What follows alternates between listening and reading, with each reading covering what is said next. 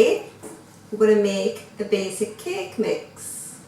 I've got Kira, my granddaughter here. She's going to watch while I'm doing it. She normally helps, but today she's going to just stand and watch. To make the cake you need self-raising flour, caster sugar, margarine or butter.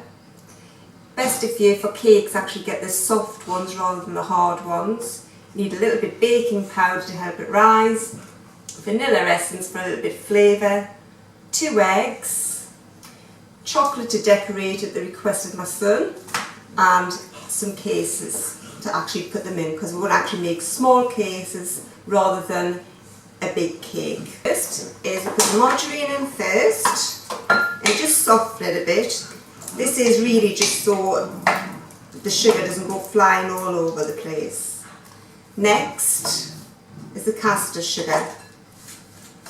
It's best sometimes just to actually weigh everything out first and have it all prepared, then you tend not to be able to not miss anything. So we'll just mix that together until it starts becoming nice and creamy, as you can see.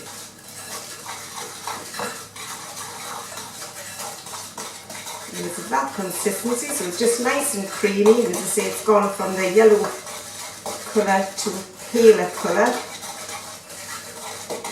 Then we're ready to add the eggs. There's 2 eggs. Add one at a time. Let's see, it was 100 grams of caster sugar and 100 grams of margarine. Just keep whisking yourself.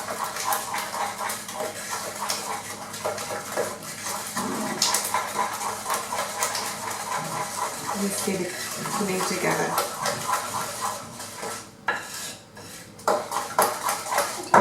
And then we add the next eggs. I'm doing good, am I?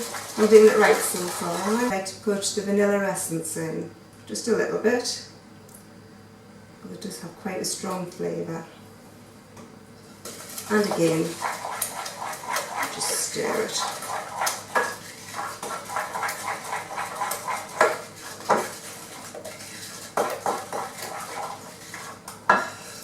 We are now ready for the flour.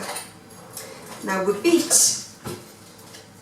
the margarine and the eggs together, but to keep it nice and fluffy and light, what we have to do is fold in the flour. 300 grams of flour. I'm going to put a teaspoon of baking powder in with this. Your baking powder.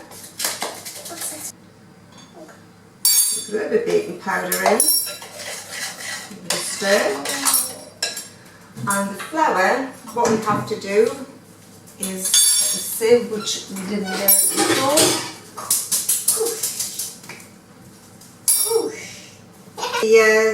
The sieve's nice and clean and dry.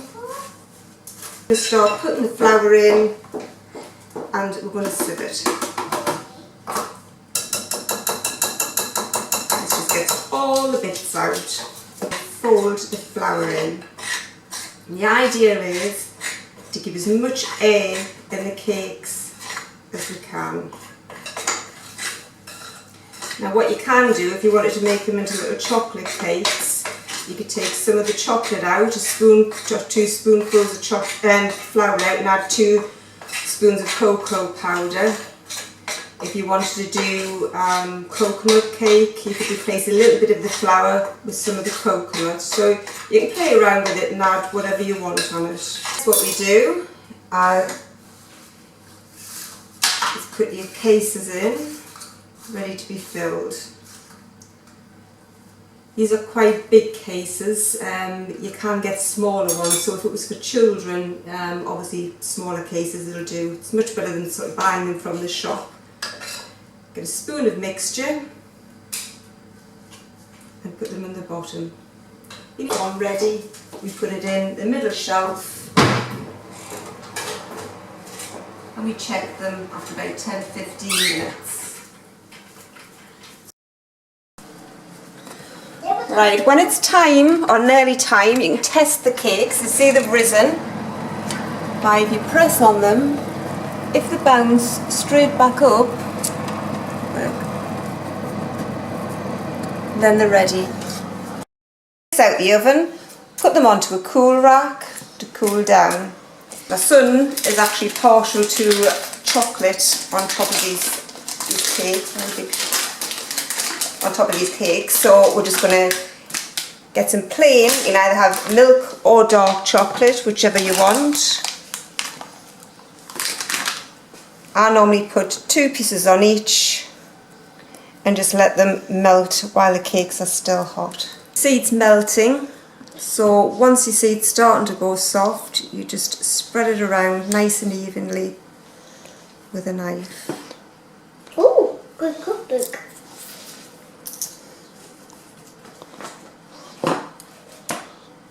The cakes here.